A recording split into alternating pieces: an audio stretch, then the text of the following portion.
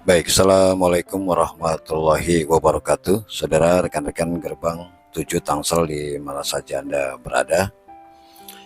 Ya, untuk video kali ini saya akan coba mereaction satu buah video yang datangnya dari salah seorang profesor di Malaysia, yaitu Profesor Dr. Soleha Yakub, yang dengan gamblangnya beliau menyatakan bahwa Islam masuk ke Malaysia atau tepatnya ke Nusantara, yaitu pada masa pemerintahan Kerajaan Sriwijaya.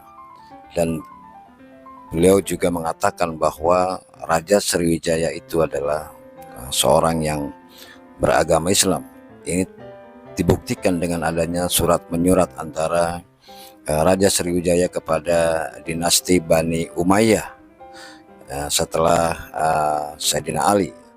Setelah Rasulullah meninggal, kemudian Khulafaur Rasyidin, dan Khulafaur Rasyidin kemudian berganti kepada Bani yang ada di Arab, yaitu Bani Umayyah. Dan beliau menyatakan bahwa dengan bukti surat dari Raja Sriwijaya kepada Bani Umayyah, itu menandakan bahwa sebetulnya raja-raja di Sriwijaya pada saat itu adalah suatu kerajaan yang beragama Islam dan bukan yang beragama Hindu atau Buddha Mahayana, karena mereka beralasan atau beliau beralasan bahwa keruntuhan kerajaan Punan yang kemudian membangkitkan berdirinya kerajaan Sriwijaya di Selat Malaka itu menandakan bukti bahwa Punan adalah kerajaan yang beragama Islam. Maka menurut mereka tidaklah salah kalau kerajaan Sriwijaya itu adalah kerajaan yang beragama Islam. Nah, dari hal inilah yang perlu kita jelaskan bersama dalam masalah ini, agar tidak orang luar seperti Profesor Soleha Yakub ini bisa mengupas suatu sejarah. Sebetulnya ini adalah sejarah Indonesia yang sudah kita pelajari sejak zaman SD dulu sampai dengan perguruan tinggi.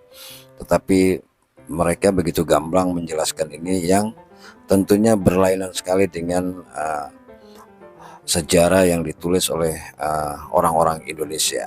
Oke, untuk lebih jelasnya coba kita dengarkan dulu apa yang dikatakan oleh Soleha Yakub, dan nanti setelah itu kita atau saya akan berikan pandangan sedikit.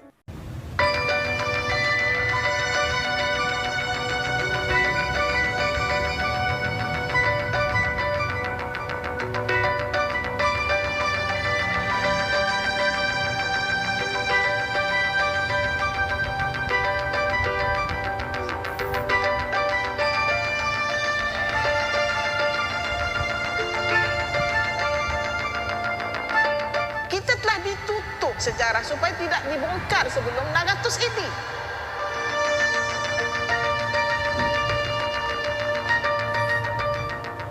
Pandangan yang mengatakan orang Melayu itu beragama Hindu hanyalah berdasarkan Sriwijaya itu. Berdasarkan kenyataan mereka, kenyataan yang ditulis dalam buku-buku orientalis, bahawasanya Melayu ini adalah, Sriwijaya itu adalah Hindu. Sriwijaya itu adalah Hindu. Pada hakikatnya, dia kena pergi kepada sejarah di belakang. Bagaimanakah boleh muncul kerajaan Sriwijaya? Kerajaan Sriwijaya muncul hasil daripada kejatuhan kerajaan Funan. Dan kita maklum, Funan itu adalah kerajaan Melayu Islam. Dia bukan kerajaan Hindu. Kerana Funan terhasil daripada kerajaan Champa. Kita punya data sejarah tidak berapa fokus kepada itu. Yang difokusnya terus kepada Sriwijaya di Palembang. 680. Dia kata 670 Sriwijaya muncul. Sebenarnya hasil daripada kejatuhan kerajaan Funan, mereka telah berpindah ke Qatar. Ini disebut dalam batu bersurat Selendra sendiri, iaitu Raja Chola sendiri menyebut. Dalam batu bersurat yang ditranslate oleh Raja Chola bahawasanya Qatar itu. Jadi saya ada bukti ya. Kita ada dalam bukti mengatakan bahawasanya Raja Sriwijaya telah berhubung dengan kerajaan Muawiyah. Dia telah berhubung dengan kerajaan dua kali, dua surat ada. Saya ada bukti itu. Surat yang pertama kepada Muawiyah I, iaitu Muawiyah sendiri. Sesudah kewafatan Ali, maka diganti dengan Muawiyah. Jadi kerajaan Sriwijaya telah berhubung. Tapi the first tu kita kena tengok tarikh lah. Tarikh Muawiyah bila? Tarikh yang dia berhubung tu. Maknanya kita tahu raja mana yang berhubung. Tetapi yang jelasnya hubungan dengan Omar Abdul Aziz telah dilakukan oleh Indra Warma. Kita ada bukti surat bahawa Indah Warman telah menghantar surat ke Omar Abdul Aziz. Kehadapan Raja Arab yang tidak menyembah Tuhan-Tuhan yang selain daripada Allah. Aku telah mengirimkan kepadamu satu hadiah yang tidak seberapa sebagai tanda persahabatan. Aku mohon agar kamu menghantar kepadaku seseorang yang boleh mengajarku tentang Islam dan menerangkan kepadaku undang-undangnya. Dan sesungguhnya aku ini Islam wassalam. Berdasarkan kepada kenyataan ini, Indah Warman telah berhubung dengan Umar bin Abdul Aziz, bermaksud mereka telah kenal kerajaan Islam. Mereka telah kenal kerajaan Muawiyah dan telah berhubung. Adakah mereka baru kenal? Sudah tentu mereka sudah kenal sebelum itu. Saya percaya Indah Warman ini beragama Hanif. Setakat ini kita jumpa surat yang dihantarkan kepada Umar Abdul Aziz. Bermaksud mereka telah ada info tentang agama Hanif. Nah, inilah saudara satu pernyataan dari Profesor Solehah Yaakob dari Malaysia ini, yang mereka dengan gamblang sekali menyatakan bahwa kita sudah dibohongi oleh Google ya. Kemudian juga oleh sejarah-sejarah yang kita terpaku kepada buku-buku sejarah yang ditulis oleh orang-orang orientalis saat ini, yang menyatakan bahwa orang Melayu itu dulu beragama Buddha atau Hindu akibat dari kerajaan Sriwijaya. Mereka sudah mengatakan tadi ya, dengan berapi-api mengatakan bahwa sebetulnya orang Melayu itu sejak zaman Sriwijaya sudah beragama Islam. Dan ini terbukti yang ia katakan bahwa sudah ada surat menyurat dari Raja Sriwijaya kepada Bani Umayyah, yang di dalam suratnya tersebut beliau bacakan dengan berapi-api seolah-olah memang itu sesuatu yang pasti ya, tapi tidak ditunjukkanlah bukti-bukti apa yang mereka dapatkan di situ. Nah, yang ingin saya komentari adalah pernyataan dari surat yang dibacakan akhir daripada Profesor Solehah Yaakob ini, yang menyatakan bahwa saya adalah Islam wassalam. Nah, ini merupakan suatu yang perlu harus dipertanggungjawabkan oleh Solehah Yaakob. Betul, memang pada saat itu ada surat dari kerajaan Sriwijaya kepada Bani Umayyah, karena raja di Sriwijaya ini tertarik dengan apa yang telah dilakukan oleh Bani Umayyah di Arab Saudi setelah meninggalnya Sayyidina Ali, karena mereka menganggap bahwa monoteisme adalah orang-orang dari Bani Umayyah di sana ini mempercayai adanya satu Tuhan, dan Tuhan itu yang ingin dia pelajari di kerajaan Sriwijaya. Oleh sebab itu maka raja dari Sriwijaya mengirimkan surat dan meminta agar Bani Umayyah ini kemudian mengirimkan utusannya agar bisa mengajari Raja Sriwijaya ini tentang hukum-hukum Islam, dan itu bukan dinyatakan saya Islam. Jadi ini yang saya mengira bahwa ini adalah suatu andai-andai saja dari profesor ini, yang dalam sejarah tidak ditulis demikian ya. Dalam arti versi lain menyatakan bahwa mungkin mengajari saya Islam. Nah, itu mungkin benar. Karena apa? Karena kerajaan yang berada di Jawa pada saat itu keturunan dari Sailendra, Samaratungga, yang juga pecahan dari kerajaan Sriwijaya, itu membangun Candi Borobudur di Pulau Jawa. Artinya apa? Artinya bahwa memang kerajaan Sriwijaya pada saat itu beragama Buddha Mahayana, jadi belum beragama Islam ya. Kalau dikatakan Solehah Yaakob pada saat itu sudah beragama Islam, ya mereka harus membuktikan apa ya, harus ada fakta-fakta yang memang harus bisa dibuktikan, karena ini bertentangan dengan para sejarawan-sejarawan Indonesia seperti Muhammad Yamin, Buya Hamka, yang menyatakan bahwa betul ada surat menyurat pada saat itu, tetapi memang pondasi dari kerajaan Sriwijaya ini adalah kerajaan Buddha Mahayana, jadi bukan kerajaan Hindu ya, Buddha Mahayana, yang ini terbukti keturunan-keturunannya yang kemudian berada di Pulau Jawa ini mendirikan Candi Borobudur. Ini merupakan bukti bahwa memang Kerajaan Sriwijaya pada saat itu masih beragama Buddha Mahayana. Dan memang setelah abad ke-7 sampai menjelang abad ke-8 Masehi, barulah banyak pedagang-pedagang Arab yang datang ke Selat Malaka, dan di situ pun hanya sebagian saja orang yang bisa memeluk agama Islam. Tetapi Raja Sriwijaya pada saat itu masih memeluk agama Buddha Mahayana. Nah, jadi apa yang dikatakan oleh Profesor Soleha Yakub ini sungguh sangat berlebihan, dan ini sebenarnya wewenang dari kita sebagai bangsa Indonesia, karena mereka mengupas sejarah Indonesia, bukan sejarah Malaysia ya, bukan sejarah bangsa Malaysia. Tetap mereka mengaitkan dengan kerajaan-kerajaan Sriwijaya, padahal kerajaan Sriwijaya adalah kerajaan yang terletak di Indonesia dan kerajaan terbesar pada saat itu. Maka kita tidak heranlah kalau sampai ada orang Sriwijaya yang mampu mengirim surat ke Arab Saudi, ke Bani Umayyah, karena memang Sriwijaya terkenal dengan kerajaan maritim yang membentang di sepanjang pulau Sumatera. Oleh sebab itu maka saya sebagai bangsa ya, sebagai anak Indonesia, kita tidak mau dibodohi dengan apa yang dikatakan oleh profesor dari Malaysia ini, yaitu Profesor Soleha Yakub. Ya, jangan sampai kita terpengaruh oleh apa yang beliau katakan.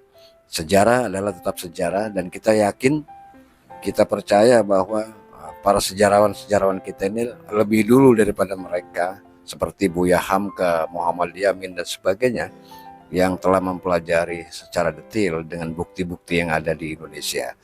Ya, kemudian coba kita dengarkan satu bantahan lagi dari seorang ustadz yang berceramah di Malaysia juga, yang pernah juga mengkontra dari pernyataan Soleha Yakub ini, yang menyatakan bahwa orang Melayu adalah keturunan Nabi Ibrahim. Coba kita dengarkan apa yang dikatakan oleh Ustadz ini tentang pernyataan-pernyataan yang telah disampaikan oleh Soleha Yakub berikut ini. Nabi, orang Melayu ni keturunan Nabi Ibrahim ni. Dia main kot tu lah. Kita ni kalau buat macam mana pun sampai pi kot Nabi Adam, turun balik, jumpa balik lah kan. Tapi maksudnya macam tu lah. Saya duka cita tengok situ ada seorang tu tengok nama profesor, tapi saya tengok terjemahan, diterjemah pun tak tepat apa yang dia baca daripada Tabari dan seumpamanya. Kemudian kadang-kadang andaian tu tak betul. Dia kata ni nama Nabi, isteri Nabi Ibrahim yang orang Yahudi panggil ketika itu. Yahudi datang kemudian, Yahudi lah Nabi Musa. Nabi Ibrahim dulu tak ada lagi Yahudi masa tu. Jadi dia andaian ni dia nak kena mempelajari tentang, sebab tu sejarah ni kita nak kena mengetahui tentang latar sejarah. Bahasa pada satu zaman mengikut zaman tu kan. Kalau kita Iya, jadi itu saudara satu pernyataan dari Profesor Dr. Soleha Yakub dari Malaysia. Ya, ada beberapa poin yang ingin saya tambahkan di sini. Yang pertama adalah pernyataan yang salah dari profesor ini, yang menyatakan bahwa di dalam surat Raja Sriwijaya kepada Bani Umayyah menyatakan saya adalah Islam. Padahal di situ artinya adalah, maknanya adalah bahwa Raja Sriwijaya ini ingin meminta utusan dari Bani Umayyah untuk mengajarkan hukum-hukum Islam. Jadi bukan saya adalah Islam. Ini satu pernyataan yang menyesatkan bagi kita semuanya, tentunya sebagai bangsa Indonesia yang memiliki sejarah itu, bukannya bangsa Malaysia ya. Dan kemudian juga ada pernyataan counter dari Ustadz dari Malaysia. Ini juga dalam satu video Soleha Yakub menyatakan bahwa orang Melayu ini adalah keturunan dari Nabi Ibrahim, dan Nabi Ibrahim itu adalah salah satu istrinya orang-orang Yahudi. Maka Ustadz ini menyatakan bahwa ini adalah profesor yang menyatakan. Jadi mereka hanya berandai-andai saja dengan membaca buku tanpa mereka menelusuri kebenarannya, menyatakan bahwa istri Nabi Ibrahim itu salah satunya adalah orang Yahudi. Padahal menurut Ustadz ini, Yahudi itu ada pada zaman Nabi Musa, bukanlah zaman Nabi Ibrahim. Dan kita tahu bahwa zaman nabi terdahulu seperti kaum Ad dan sebagainya, kaum-kaum itu kemudian hilang ya. Dan Yahudi baru ada pada zaman Nabi Musa, jadi bukan zaman Nabi Ibrahim. Nah, oleh sebab itu maka Ustadz ini menyatakan profesor yang seperti inilah profesor yang sangat menyesatkan bagi kita semuanya. Sebagaimana kita tahu juga bahwa beberapa waktu yang lalu ada profesor dari Malaysia, yaitu seperti Profesor Kamarudin, kemudian Profesor Awan Sarian yang menyatakan alam Melayu, dan yang paling kental sekali adalah Profesor Kamarudin dari Malaysia yang menyatakan mana ada bahasa Indonesia. Tetapi setelah mendengarkan penjelasan dari Kementerian Republik Indonesia mengenai dari Perpustakaan Bahasa Indonesia, mereka terdiam 1000 bahasa. Ini artinya bahwa apa? Mereka ini adalah belajar dari hasil pengalamannya, hasil didikannya dengan British ya. Jadi mereka tidak sebenarnya mereka tidak memiliki sejarah apa-apa ya. Semuanya sejarah itu ada di Indonesia, tetapi mereka coba mengupas itu seolah-olah itu adalah hal-hal yang sebenarnya. Akibatnya apa? Kita semua bangsa Indonesia tertawa ya. Walaupun mereka bergelar profesor, saya anggap jauh sekali dengan profesor-profesor yang ada di Indonesia. Pengetahuannya lebih luas kita, karena kita adalah negara yang dibentuk berdasarkan keringat dan darah ya, bukan seperti mereka.